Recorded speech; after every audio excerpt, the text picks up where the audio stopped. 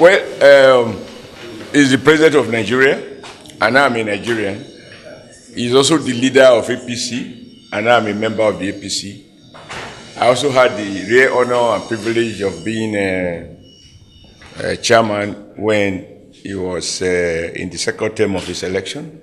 And I've had a robust working relationship with him during the period. And we thank God, I thank Nigerians that they bless us with success. And even though I'm no more chairman, but he remains my father, he remains my leader, he remains the president of Nigeria, and I'm a proud Nigerian. So in my culture, once in a while, you go and greet your father. And assure him you are fine, and have a father-son conversation. And I think that is what I came to do. And like many of you say, oh, you have not seen me for long. So if you have not seen me for long, me too, I have not seen my father for long. So I've come home to greet him and to wish him well. But even personally, to thank him for the leadership he has provided us. Those of you who were in JAWS or who monitor the JAWS flag off, you will agree that even for many young boys here, including this my twin brother, you saw Mr. President sitting for about 5 hours.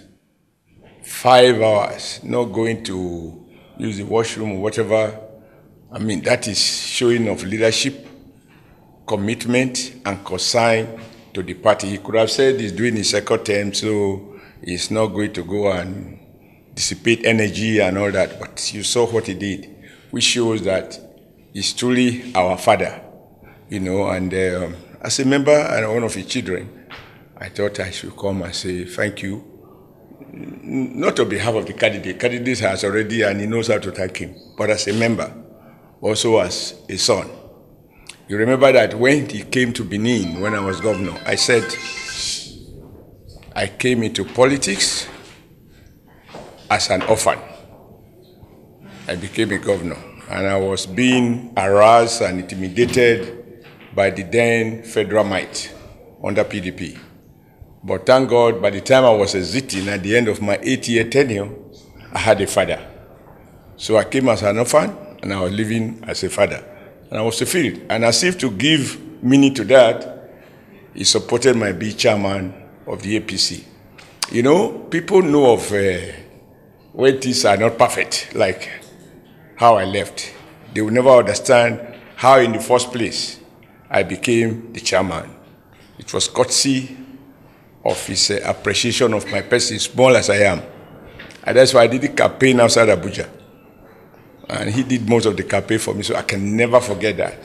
And to those I'm ever indebted. So you can understand why once in a while I must come and find out my father is doing well, and I assure him me too, I'm doing well. And now we are working to ensure that he succeeded, not just by our party continuing in office, but also by a co-founding member of the party, Bola Ahmed Tinubu, to become his worthy successor.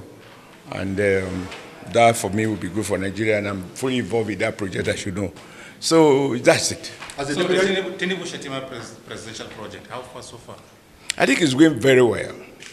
First, you can see, beside thanking Mr. President for his obvious open role, in order to strengthen the unity of Nigeria, the APC governors from the northern states, Northern APC Governors Forum, decided to support a southern person for the presidential candidate of APC. And our president is on record as the only president since 1999, if not since Nigeria became independent, who created the level playing field and said publicly, I'm not revealing anything to you. It was a state house statement when he said, I'm not anointing anybody. The anointing oil is with the APC candidates, and only they and they alone we nominate the person while he was there, seated and watching the process. That was historic.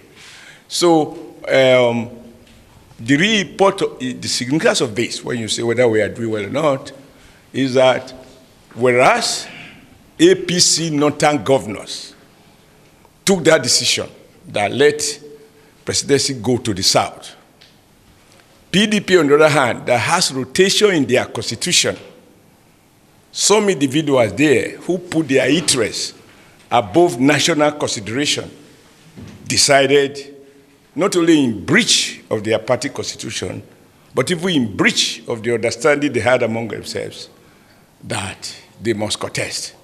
And you know the person. He has always been contesting, even against his own boss. When his boss was president, he was vice president. He didn't even want his boss to finish his second term, and he engaged him. And you've heard his boss saying the only mistake he has made in his life is picking the man from the former retired custom officer as his vice president. And what is the result of that? You now have a G5 governors who says the understanding we reach in in Asaba, voluntarily, both by PDP and APC governors, they stand by that agreement. Namely, that leaders must have character. And that if you are not yet president, and you are not obeying agreement, and Nigerians are talking of national unity, and you disobey the provision of your party constitution, which talks about rotation, in order to service that unity, and you can go to some part of the country and say, don't vote for Igbo, don't vote for Yoruba. Those are very damaging statements. It would be neater to say, don't vote for this person, Obi, don't vote for Tinubu. That is fine. You talk to their persons. But when you talk to about race, don't vote for Igbo man. So if he's Igbo, no matter how good, he's a bad man in his eyes. If he's Yoruba, no matter how good, he's a bad man in his eye. At a time when we need national unity, and you watched Wike a moment ago, saying that the money which PDP didn't even pay them since 1999, that President Muhammadu Buhari released that money to South-South governors, other derivation, in addition to FAC. And he said they couldn't even do anything as PDP governors in the South-South to claim those benefits. But President Muhammadu Buhari ordered that all the payments that were not made, other derivation, be paid to them.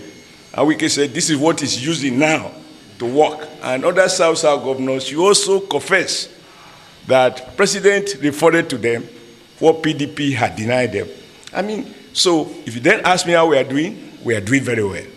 Whereas the other candidate now is battling with 5 governors have backed out, and you find out how many governors they have. We have 23. Now, if you are 23 with 5, I'm not saying the 5 are with us, but you have 23 with 5, I guess that is 28. You subtract 28 from 36, it means only 8 governors, in fact 7, because the other one in Abga is not there. So why he has 7 governors working for him, we have 23 working for us, and we have 5 who are neutral. You know, when you are voting, when I was in ILO, you vote for, against, or you abstain. Abstention is as good as voting against. So however you look at it, our candidature, our campaign is going smoothly, and the message is very clear. It's very clear. As I've said this way, it cannot be better. You saw us yesterday in Owerri. For me, that was perhaps one of the best outings we've had. And you listen to our candidate, you listen to those who spoke in Owerri, some of them offering to contribute towards the campaign because their concerns have been addressed by the APC candidate, because election is about interest. Whoever will address your interest, not religious sentiment, not ethnic sentiment, because hunger doesn't have religious affiliation. Unemployment doesn't have religious affiliation. Whoever will address your concerns, if you are a trader, whoever will make sure that the ports work more efficiently. You don't have to pay toll to all kinds of people. That is the kind of person you want. And government is about providing those access the much talked about enabling environment. And our candidates are laid out how he will do it. And given his track record in Lagos, you watch Soludo saying Anambra is the headquarters of gully erosion, if not in the world, certainly in Africa. Now, the man who was once governor in Anambra is on the ticket. And we are saying Lagos, Atlantic Ocean, was threatening to swallow Victoria Island. And then we had a governor who not only fought back Atlantic Ocean from taking over Victoria Island, he now took advantage, fought back the Atlantic Ocean, create what we now know as Eco-Atlantic, which is almost as large as VI. It has now become a prime area of Lagos. So from a situation where people were afraid that existing VI was going to go under, is the Mami water that is now in trouble. And that is about vision, it's about character, it's about showing that whatever any man can think and think clearly, and you have the good heart to do it, God will give you the enablement to translate it. So our candidate has a lot to say compared to those who, because this thing is not by miracle. You can be a good man, but not a good leader. And Nigeria needs someone who has courage. So we can go on and on. So our campaign are doing extremely well. And you can see that I'm happy. No, I think it's about, I do agree that you probably didn't hear my voice, but you know, you have a Ministry of Labor. I was involved in the past, but that was at the invitation of the then minister when Yar'Adua was president. Now, the current Minister of Labor didn't invite me, and there is no need to go and do busybody, but whatever I could say quietly, I said. And I will continue to do that. But don't be so convinced about what you can do as to act in a way that you could be accused of, but I think the most important thing is that the issues are almost resolved, or they are resolved. It's now about whether you should pay me fully, even if I didn't work, or I should be paid according to when I work. So I guess the issues are being resolved. I'm happy about those.